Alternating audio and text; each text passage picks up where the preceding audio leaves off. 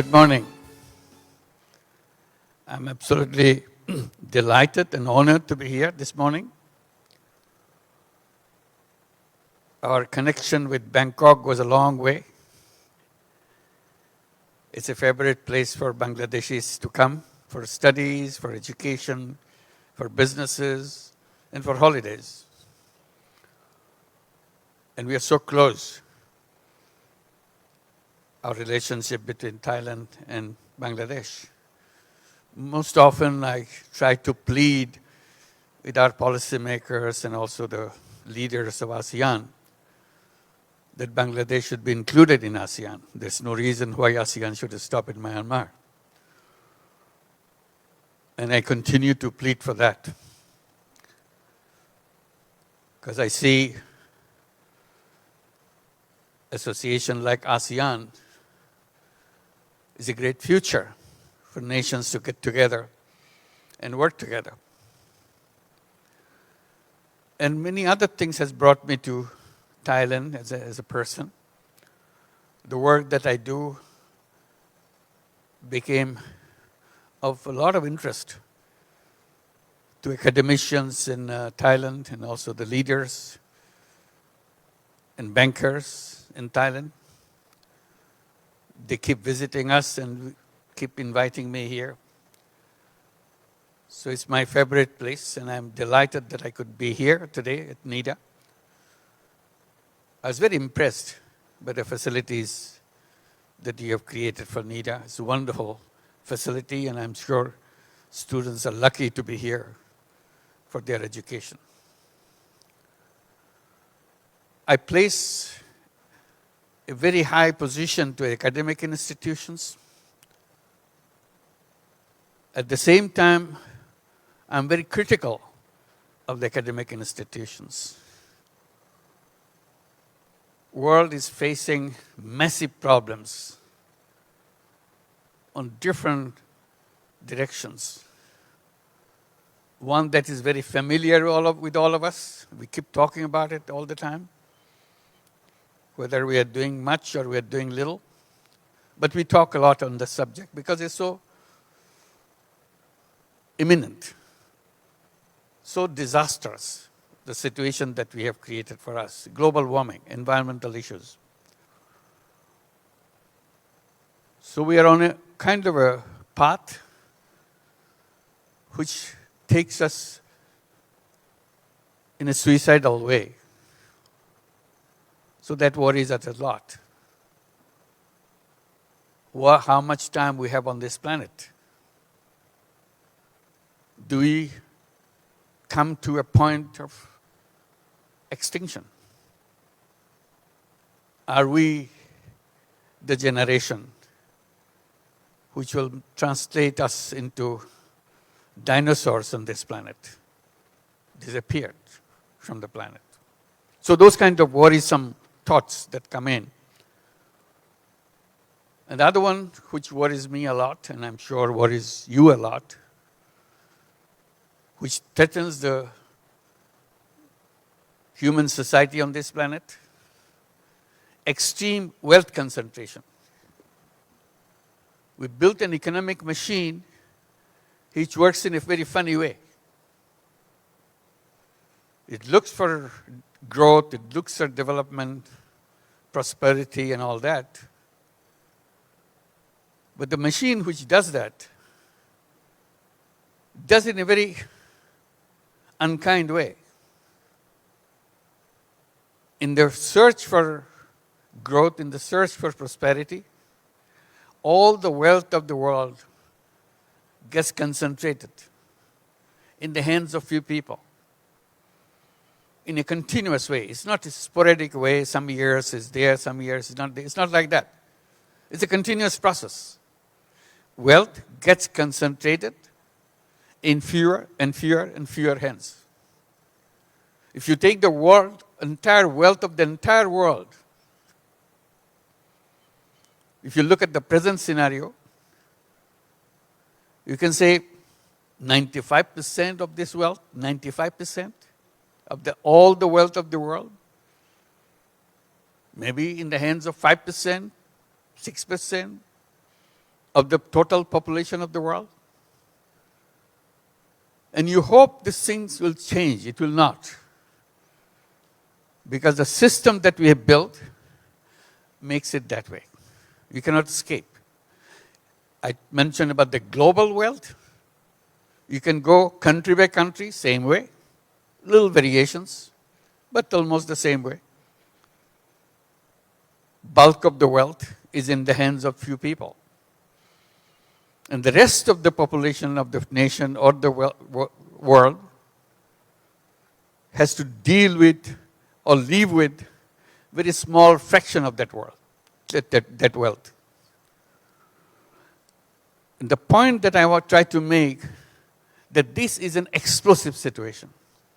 You cannot continue with this. So if you look from the wealth concentration side, on the economic side,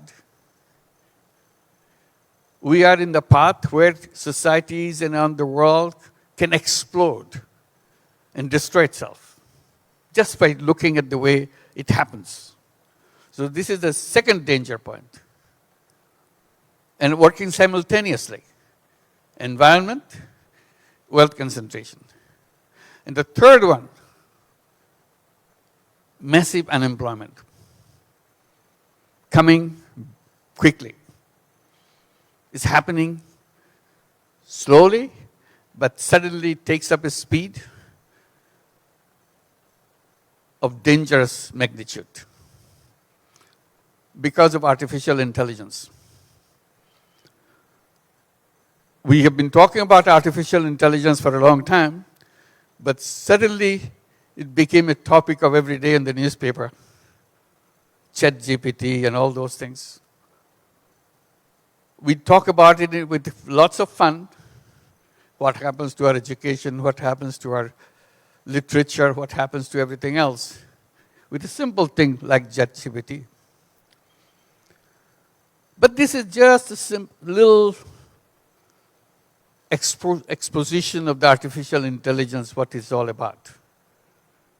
Still 99.5% of artificial intelligence is not in the picture yet. This is tiny little exposure. What happens if the artificial intelligence comes to this world? It's not about if. It's about the direction it's already taken. It says machines that we are building will be smarter than human beings. Well, that's fun. If the machines are smarter, they can do lots of work for us. So we can enjoy. People even talk about it. Let's enjoy. Machine do the work. We do the enjoyment. We have fun. We have 2 days weekend. We'll have 3 days weekend. We'll have 4 days weekend. We'll have 7 days weekend. We don't have to work. Machines will work for us. Will it? No. If the machines are smarter, they have their own ideas too. More smarter thoughts than we have. People are mesmerized by the power of technology. We celebrate that. We enjoy technology. Fantastic thing can happen with technology. So we said artificial intelligence will be a fantastic thing too for human being. Machines will work, we'll enjoy. See, there I have a point. As long as technology is a tool which helps us to enjoy our life, do things in easier way. Instead of our physical work, machine do the work for us. We kind of escape all the physical work. We'll be busy with our mental work. We think. That's the beauty of human ideas and the technologies. As long as technology is a tool, we can celebrate. It's a wonderful thing. Let it grow. Let it conquer new horizon. But the artificial intelligence, will it be a tool? Meaning that human beings will be using artificial intelligence to get things done for them. By definition, it won't. Because machine is smarter than human being. And that's not the end of the story. Machine is smarter than human being. The real story is machine will continue to be smarter and smarter and smarter without any intervention from human being. It will be self-generated intelligence that they will have through what they call machine learning. It doesn't need anybody else's help. So that's a departure from human being to machine. From machine being a tool for going in the direction of becoming a master. Machine will be independent and intelligent and continue to become more and more intelligent. What happens to human beings? Some economists have come up with the very interesting solution for that. If all human beings are jobless because machines are doing everything, we should welcome it. This is their view. For me, it's a very wrong view. But let's continue with their view that machines will do the work and human beings will enjoy. Enjoy from what? If you're not working, who is going to feed you? Then economists come, okay, we'll have a solution. We'll give them universal basic income. Very smart idea. If you don't have any work, you have no income, so somebody will give you universal basic income. From somebody that thought governments will give you universal basic income. My immediate question is, will there be a government at that time? Doing what? What kind of government will work when the artificial intelligence is running the world? Where their money will come from for the government?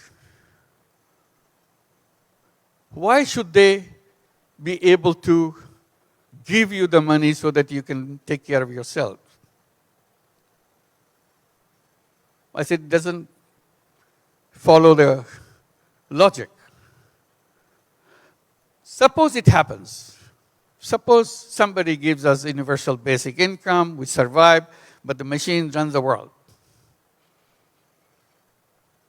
That universal basic income, if there is something like that, it has to be done by the machines. They will provide you some food so that you can survive. Why should they be interested in our life? So this is the direction the world will be moving. I'm sure you will be thinking about it and taking a position whether we want artificial intelligence, we don't want artificial intelligence. But we don't have time for any one of them. That's the point, ultimate point I was trying to plead to you. We don't have time. We talk about the first two, a lot of it. Environment is a very common topic for everybody. Sometimes we talk about wealth concentration, doesn't pay much attention to it. But artificial intelligence is still a fun thing.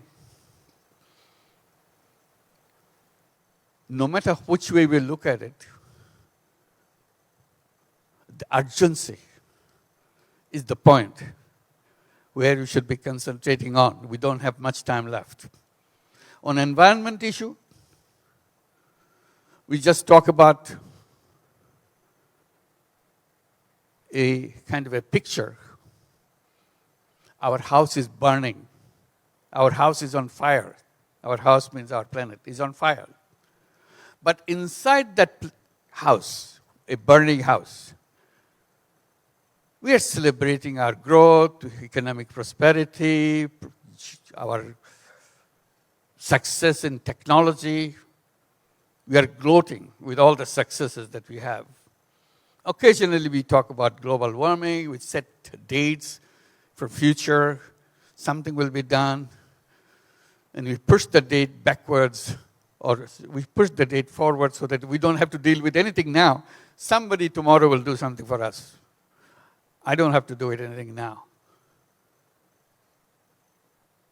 We forget the house is on fire. If we accept that house is on fire, we will not have parties inside the house, enjoy ourselves, celebrating all our glories and everything else.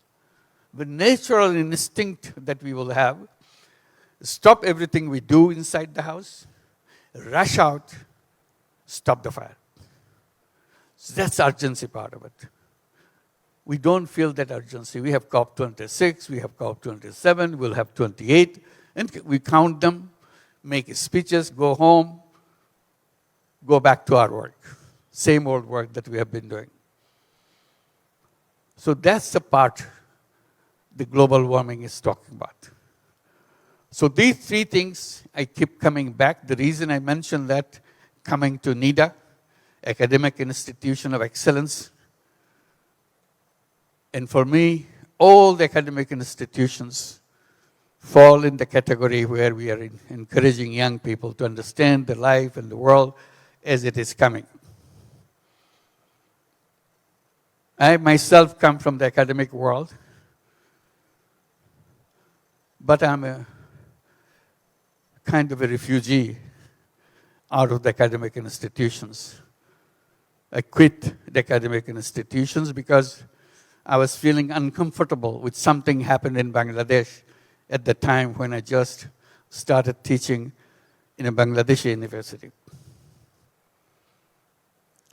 So going back to the academic institutes, I said, all the beautiful things that we have done in the world, all the things that we celebrate about the success and the accomplishment of all the human beings are born in university campuses. No matter which way you want to see, that's the birthplace of ideas, concepts, actions. You come out of the universities, you are burning with ideas, you want to get things done. That's what makes it happen. So in a kind of general way, we can say the birthplace of all the ideas, all the revolutionary actions that we have taken in the past, all came from the campuses. If that is true, if you agree what was said, I will say all the terrible things that happened to the world, like the global warming, like the wealth concentration, like the artificial intelligence, are also born in the university campuses. So we are responsible for the destruction of this planet at the university campuses. Are we taking this responsibility? So that's a debate you can have. And I feel it's the responsibility of the academic institutions to own the difficulties it has created for the world. It's not difficulty, it is a simple word. The cause of its death, cause of its putting it into its suicidal path. Universities, our education, our academic system has developed a path, a roadway, a roadmap, which takes us to our final destination, extinction. And it's visible now. It's not too far away. So that's the urgency part. I want to come back and share with you why the role of university is so important now to make decisions, to inspire young people to take the right decision so that we don't fall victim to all these massive problems. Just three problems I mentioned, there are many more which we have created. Undo that. As a part of academic institution in Bangladesh, Chittagong University that you mentioned. I was full of excitement as a young teacher back in 1972, way back. A young teacher, proud of his accomplishments of his academic accomplishments, coming back home to Bangladesh, start teaching a new generation of young people. 1972 was an important year for all of us in Bangladesh. Because if you remember, I'm sure you do, 1971, we had a terrible, terrible war between two parts of Pakistan, East Pakistan and West Pakistan. End of 71, Bangladesh became an independent country, seceded from Pakistan. We don't want to be with Pakistan anymore. We want to be an independent country. 16 December of 1971, we declared ourselves an independent nation. Tremendous amount of outburst of nationalist feeling that we are independent. Now we can solve all our problems. Extreme poverty in the country, etc. We can take care of it. As soon as that day announcement is made, Bangladesh has become an independent country, I resigned from my job in Tennessee, where I was teaching. I told them, look, I don't see any reason why I should be in the United States. I should be going back to my country. And that's what I did. By middle of 72, I'm back in Bangladesh and took a job in Chittagong University. I loved teaching, so I became a teacher, as I always was. And full of enthusiasm. Now we can transform the whole of Bangladesh into a new country, new nation. We are free. But the dreams like that soon become nightmares. This is exactly what happened in Bangladesh case. It became a nightmare. And instead of the country moving up, it's going further down. Already it is known as the poorest country in the world as it was born. 86% of the population of the country was under poverty line. You can imagine how much poverty it was. And everything. There is no economy except agriculture, no industry, nothing. But still we hoped we will change everything. But it didn't change. It got worse. By 1974, we had a terrible famine. Thousands and thousands, hundreds of thousands of people died of hunger. So here you are a young teacher, trying to change the whole country, bubbling with ideas what you want to do. Now, see completely a reverse picture. And ask himself, what is it that I can do?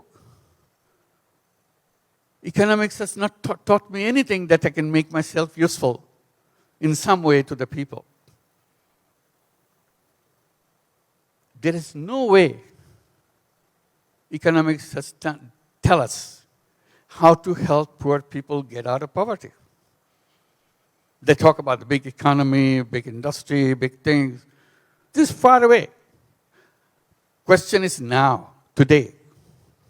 What do we do? So frustration grips him. And he blames economics.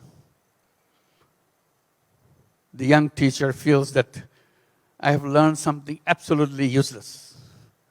Wasted my time, wasted my life, learning all those empty things, which has no meaning in the life of human beings around me. So what he does, he kind of disengaged himself from economics. He said economics is the wrong subject. Empty subjects. Talk, talk, talk. And then what next? You wasted your life learning something which is totally useless. Then gradually, after a few days, few months, you try to see what role you can play in a situation like that. Luckily, Chittagong University that I was teaching happens to be a university located in the middle of villages. It's not a city center or a city-based university. It was based right in the middle of villages. The idea that came to my mind,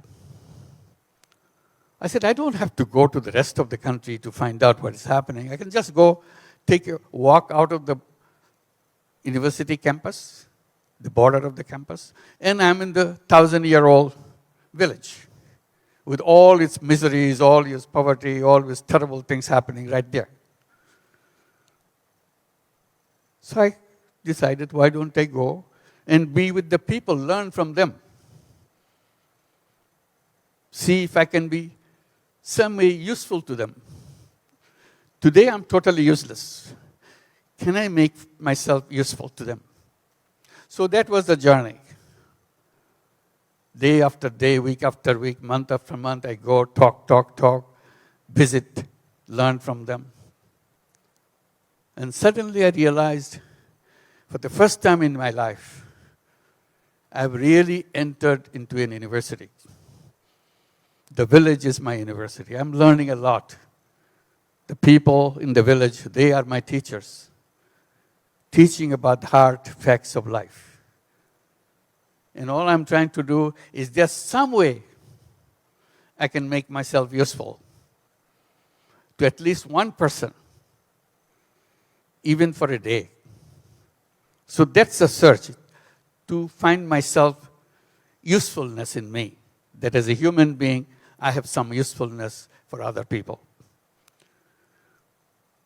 As I learned, as I did little things, it led to many diverse subjects I got involved with. And I was doing it enthusiastically because for the first time I see I'm useful.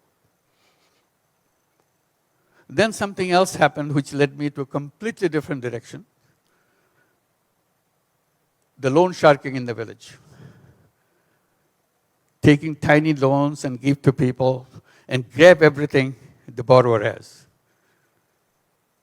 Making excuse of the loan.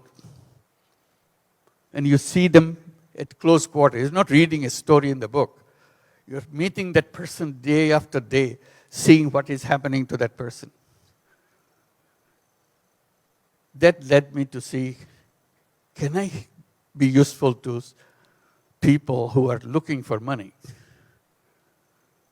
If I'm looking for usefulness in me, this could be one. How to protect a victim of a loan shark. Idea came with a very simple thought. If they are looking for money, why don't I give the money myself? And they don't have to go to loan shark if they got the money. And the money needed is so small. $5, $10, $20. That's about the money. And so easy for me to give because I have lots of money in my pocket coming from the USA. So I started that. I was so happy because people are so grateful, so happy to take this money and save themselves and move on with their life and return the money that I gave them. That led me to direction one after another. Then it raised a big question in my mind. Why should I do this? This should be done by the banks, not me.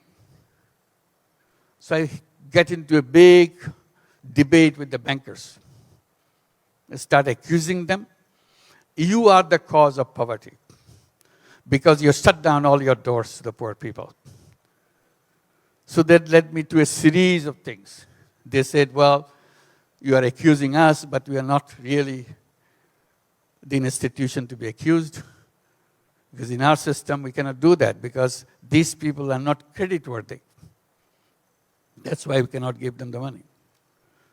I said, that's very funny. Should you blame them for not being creditworthy? Or they should blame you for not being people-worthy. Because no good for people. You are simply busy making money. They laughed at me. They said it doesn't make any sense to us. So I thought that this struggle with the bankers will continue with me. Why don't I create a bank myself? So that thought drove me, and it took a lot of time finally to convince the government to give us the license to create a bank. And finally, we created a tiny little bank called Grameen Bank, or a village bank.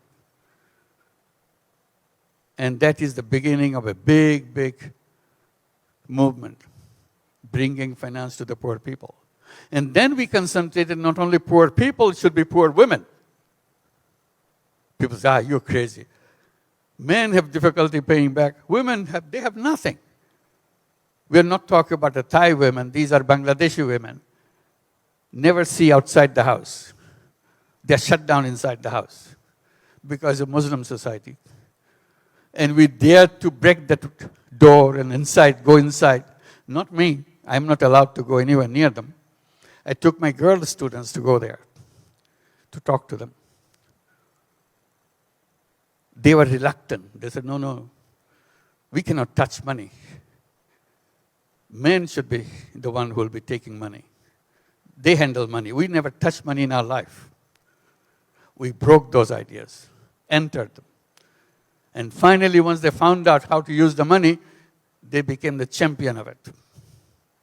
So we created a bank which not only lends money to poor people, they specialize in lending money to poor women. Whole Bangladesh changed completely. Because suddenly, women became a force, and that happens to be the poor women who became a force. And that's the story of microcredit and so on. And then we continued to do many other things along the way. I'll skip that. Let me come to something very recent, COVID-19. When COVID-19 came, you have all your stories known to yourself. Same thing happened to Bangladesh, shut down our doors, not meeting our neighbors, not talking to anybody, isolating ourselves. At that time, all the governments in the world were trying to make appeal to businesses and everything. You cannot shut down businesses. Because if you shut down businesses, then the whole economy collapses, and we never can get out of it. So as people start moving around a little bit, they said, why don't you open the economy? They said, we have no money. We're all money gone. Government started saying, we'll give you a bailout. We'll give you money, free money, so that you can start your business. That became known as bailout packages. Government will give you bailout packages. Country after country announcing bailout packages for the businesses to open. Some in billions of dollars, bailout packages, multiple of $1 billion, hundreds of $1 billion, trillions of dollars. They're campaigning for that. And there, I was pleading to the world, please don't. Don't restart the economy. Very funny. Everybody said, we are so busy to start the business economy. You are saying not to start the economy. I said, yes. Don't start the economy. So I had to explain. And I had to write columns, write post editorial in newspapers around the world. The title of the post editorial was, No Going Back. Meaning that we don't want to go back to the economy which we are coming from. That economy is a poisonous economy. Destructive economy. Don't open the door again. We are lucky that we didn't have to close the door. It would have been very difficult task to close the door. But the COVID-19 has made us do that for us. So we are lucky that now we can design a new engine, new machine to go in a different direction. I said, that economy is a bad economy, bad ideas. And people thought, he's crazy. How can you stop the economy? They restarted anyway. But my campaign continued. We have to stop this economy. This is a dangerous structure of the economy. And I give examples. Then COVID-19 did something else for me. vaccine. Before the vaccine came, 2020, middle of June, I was saying, when vaccine comes, it should be patent-free vaccine. No patent should be covered by vaccines. Nobody paid attention. So we started campaigning from all the governments, because in WTO, you have to have a consensus resolution to remove patent right, intellectual property right. So every time we do that, we get more countries to sign up. We continued. In December, vaccine was available already, but patent right existed. So we had more campaign. In the final round at WTO, only 10 countries voted against that resolution. So we could not pass that resolution. So the big pharmaceutical company made billions and billions of dollars by using intellectual property right. We said if you remove that, every country can produce vaccine. So we can save a lot of people. So I said, such a funny economy you have built. People are dying. Their life is insignificant. Making money is the significant thing. So it's a profit versus life of the people. Millions of people died because vaccines never reached them. 10 lucky countries in the world bought off 80% of all the vaccines produced in this planet. They didn't need it, but they wanted to store it. Nobody else can produce it because intellectual property right is controlled by the companies belonging to those 10 countries. So I said, this is the economy that we have, profit-centric. So we came up with the idea of 3 zeros. Create a world of 3 zeros. So we commit ourselves to create that world of 3 zeros. 0 net carbon emission, 0 wealth concentration, and 0 unemployment through artificial intelligence. So this is the kind of thing. We said this civilization is wrong, we'll build in a wrong foundation. And this is going to kill us. We have to create a new civilization. A new civilization which will create a 3-0 world. And that's the encouragement. And it could be done through social business. We created an idea of social business. Introduced that, now it's becoming popular, social business. How to get rid of the old ideas of business, come to new ideas of business. Business to solve problem, rather than make personal money and to make yourself rich. So that's the direction we want to go. So we encourage the young people in the world. We go to the young people, say create 3-0 clubs. 5 young people get together and create a 3-0 club. What is a 3-0 club? What they were supposed to do in the club? Each member of the club, 5 members, each member of the club has to commit himself or herself that I shall not contribute to global warming myself. I'll be free from global warming. I will not contribute. I will not do anything which will contribute to global warming. I will not do anything which will create waste. So I'll be free from waste. I'll not do anything which will contribute to wealth concentration. And there are ways how to do that. I will not do anything which will create massive unemployment. We know how to do that. Once you do that, once you feel that now I do not contribute in any one of them, you become a 3-0 person. All 5 members of the club become 3-0 persons. I said, if you can create a club of 3-0 persons, 5 people, if you can replicate them, very soon you will have a 3-0 world. Because after all, problem of all this nature is created by us, individual human beings. It's not created by God or some supernatural power or something like that. So if we can clean ourselves of everything, we have a clean world. To that 3-0 club, particularly we say entry point will be 0 waste. Don't waste anything. Today, the waste as it is increasing in the planet is becoming bigger, bigger. And one day, the whole planet very soon will be covered with waste. There's no room for human being anymore. And will destroy the whole planet. The speed at which the waste is increasing is doubling itself every year. Imagine how fast it will grow. But we keep buying things, throwing things, make plastics, filled up the oceans, and all those things. We occasionally make speeches about that, but go back doing everything we do. We said, no.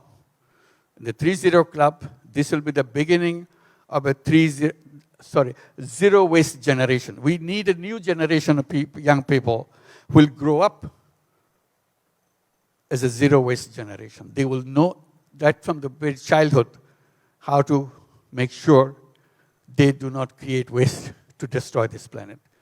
And they will remember this simple principles of zero waste. Refuse. Don't buy things just you liked it. Because the moment you buy, there's a chance it will be wasted very soon. We appeal to the young people, don't become victims of fashion industry. Fashion industry is making you buy, discount, and all the stuff. Stop that. So the first principle is refuse. Then second is reduce, reuse, repurpose. Finally, recycle. Once you fail at that fifth level, recycle, then it becomes a garbage, the danger to the planet. So this is the direction we have to go. Thank you. Okay. So this is the direction we have to go. And we are encouraging young people to make the beginning of a zero waste generation. So these are the thoughts which are important for the academic institutions and government policies. We have to align ourselves that this is the way we save the planet. Otherwise, we continue with the same road that we followed, prescribed by the universities, all the things that created the civilization that we have, which is based on greed, which is based on profit maximization. So we have to move away from the greed-based civilization to a civilization which is based on human values. We have to rediscover ourselves as human beings. Today we have turned ourselves, because of the system that we developed in our campuses, in our academic exercises, in our researches, we put it in different names. But all we do is to make sure we maximize profit. We became money-making robots. So we have to now create a new civilization where we rediscover ourselves as human beings. A civilization which will be based on human values of sharing and caring. And that's the thing, is the responsibility for us. And young people love that. Young people understand that. How to give them the ideas, how to give the right questions in front of them, so that they can proceed in the right direction. We have to build new roads. Old roads are taking us to our final destruction. Old road will always take us in the same direction. If you want to go to a new direction, a direction where you want to create a new world of 3 zeros, you have to build new roads. So the responsibility of the campuses, academic institutions, and anybody who is thinking about the planet has to aim at creating a new civilization. Nothing less than a new civilization will save us. Thank you very much.